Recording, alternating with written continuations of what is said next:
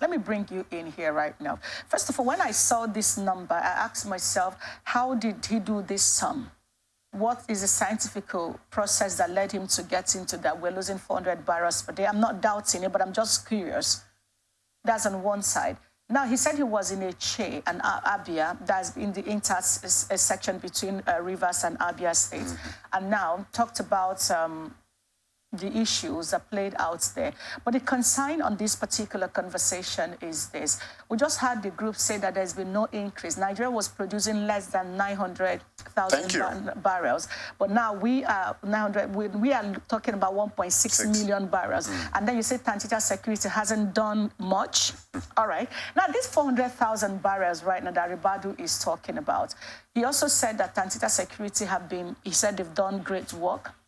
But can he actually, as the NSA, I'm sure he has the lists of what the names of those who have been vandalizing pipeline and shipping, because these vessels take months with length for them to actually fill it with crude.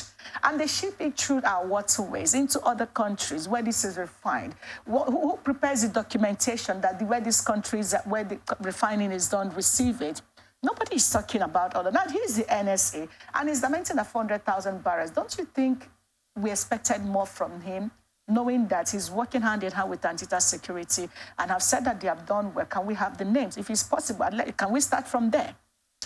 You see, we have a problem, but we prefer to run around it like a headless chicken. Okay. That's the way I sum up what is going on. Okay. You have the names of those that have been caught involved in this. You cover it up maybe for political expediency reasons. And then don't also forget that what we are talking about is not water that goes into the sea and you don't find it. Vessels to come in here, the NSA will be aware of it, the Navy will be aware of it, the NNPC will be aware of it. These are not vessels that you know that you can say.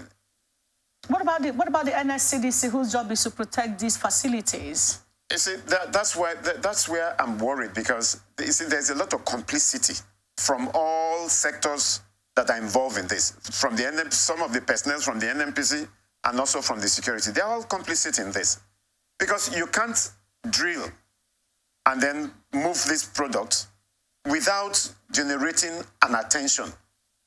And then, of course, the vessels they are using are not vessels that you think you could just squeeze and put into a box, for crying out loud.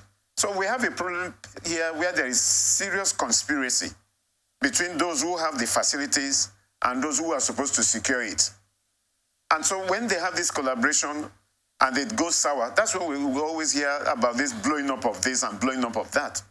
Otherwise, tell me how a product that moves from the tank farms to be loaded at the BOP will not be noticed by the Marine Police, will not be noticed by the Navy, will not be noticed by the NIMASA, and cannot be detected with, now that we have all kinds of technology gadgets that can detect movement of anything in the sea.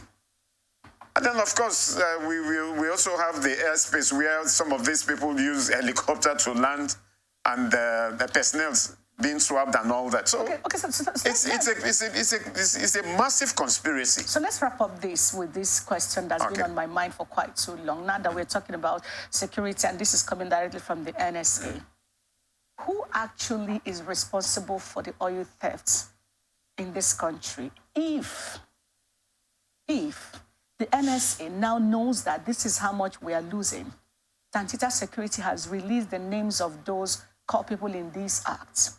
There are vessels that have been seized and destroyed and even confiscated by the government. These vessels are not just toys. They are registered. They have identification by who own these vessels. Humans were caught in driving who were operating these vessels.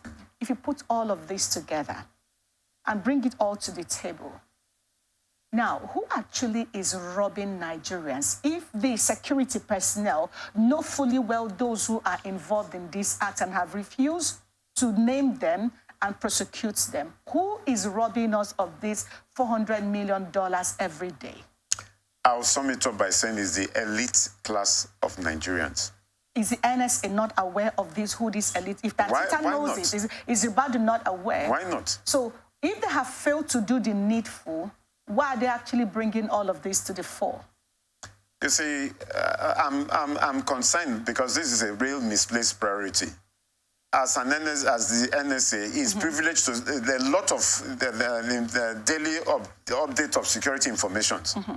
But is there a will to act on it? That's the question we should be asking the NSA himself. So if he doesn't have the will, why is he telling? Because this book is on his desk.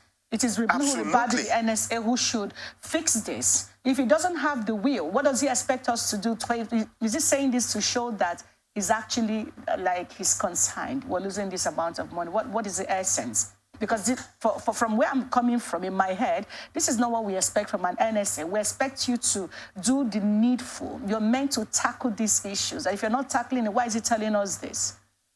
The NSA is privileged to have this information. The president is privileged to have this information. The NMPC themselves, the leadership of NMPC has this information because it's a process. And I believe the military hierarchy too have this information. Absolutely. Okay, because they have all this information and they're not doing anything about it. What exactly do you think they're saying to Nigerians with some of this information? Oh, we're losing 400,000 barrels a day. Okay, so that Ngozika will carry arms to go fight these people or do what? No, I think they just want to give an impression that, you know, they are busy, they are working. That's basically what I see. Otherwise, you have all the privileged information on those that are directly and indirectly involved. And you don't want to persecute them, then they don't need to disturb us because, one, the communities know these people. Yep. Two, the oil owners of these facilities know these people.